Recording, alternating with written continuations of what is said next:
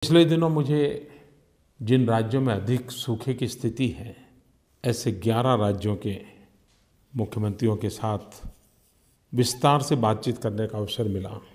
उत्तर प्रदेश, राजस्थान, गुजरात, महाराष्ट्र, मध्य प्रदेश, छत्तीसगढ़, झारखंड, कर्नाटक, आंध्र प्रदेश, तेलंगाना, उड़ीसा। वैसे तो सरकार का जैसे परंपरा रही है, मैं सभी सूखा प्रभावित राज्यों की एक मीटिंग कर सकता था, लेकिन मैंने ऐसा नहीं किया। मैंने हर राज्य के साथ अलग मीटिंग की। एक राज्य के साथ करीब-करीब 2-2, ढाई-ढाई घंटे बिताए। राज्यों को क्या कहना है उनको बारीकी से सुना। आमतौर पर सरकार में भारत सरकार से कितने पैसे गए और कितनों का खर्च हुआ, इससे ज़्यादा बारीकी से बात नहीं होती है। हमारे भारत सरकार के भी अधिकारियों के लिए भी आश्चर्य था कि कई राज्यों ने बहुत ही उत्तम प्रयास किए हैं। पानी के संबंध में, पर्यावरण के संबंध में, सूखे की स्थिति को निपटने के लिए, पशुओं के लिए, असरग्रस्त मानवों के लिए, और एक प्रकार से पूरे देश के हर कोने में किसी भी दल की सरकार क्यों न हो, ये अनुभव आया कि इस समस्या की लंबी अवधि की परिस्थिति से निपटने के लिए परमानेंट सॉल्यूशंस क्या हो, कायमी उपचार क्या हो, उस पर भी ध्यान था। एक प्रकार से मेरे लिए वो लर्निंग एक्सपीरियंस भी था। और मैंने तो मेरे नीति आयोग को कहा है कि जो बेस्ट प्रैक्टिसेस हैं उसको सभी राज्यों में कैसे ले आया जाए, उस पर भी कोई काम होना चाहिए। कुछ राज्यों ने, खास करके आंध्र ने, गुजरात ने, टेक्नोलॉजी का भरपूर उपयोग किया है। मैं चाहूँगा कि आगे नीति आयोग के द्वारा राज्यों के ये जो विशेष सफल प्रयास है उसको हम और राज्यों में भी पहुँचाएं। ऐसी समस्याओं के समाधान में जनभागीदारी एक बहुत बड़ा सफलता का आधार होती है। और उसमें अगर परफेक्ट प्लानिंग हो, उचित टेक्नोलॉजी का उपयोग हो और समय सीमा में व्यवस्थाओं को पूर्ण करने का प्रयास किया जाए, उत्तम परिणाम मिल सकते हैं, ऐसा मेरा विश्वास है।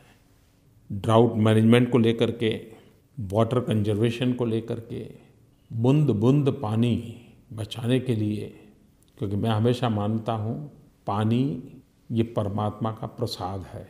जैसे हम मंदिर में जाते हैं, कोई प्रसाद दे और थोड़ा सा भी प्रसाद गिर जाता है तो मन में क्षोभ होता है, उसको उठा लेते हैं और 5 बार परमात्मा की माफ़ी मांगते हैं। ये पानी भी परमात्मा का प्रसाद है। एक बूंद भी बर्बाद हो तो हमें पीड़ा होनी चाहिए।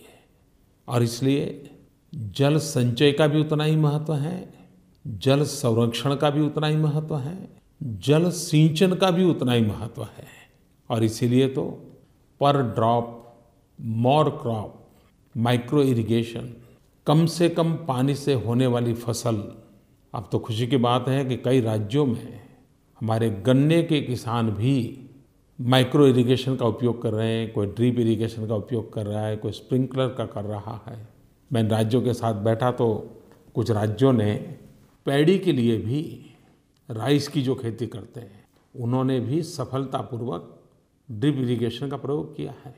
और उसके कारण उनकी पैदावार भी ज़्यादा हुई, पानी भी बचा और मजदूरी भी कम हुई। इन राज्यों से मैंने जब सुना तो बहुत से राज्य ऐसे हैं कि जिन्होंने बहुत बड़े-बड़े टारगेट लिए हैं।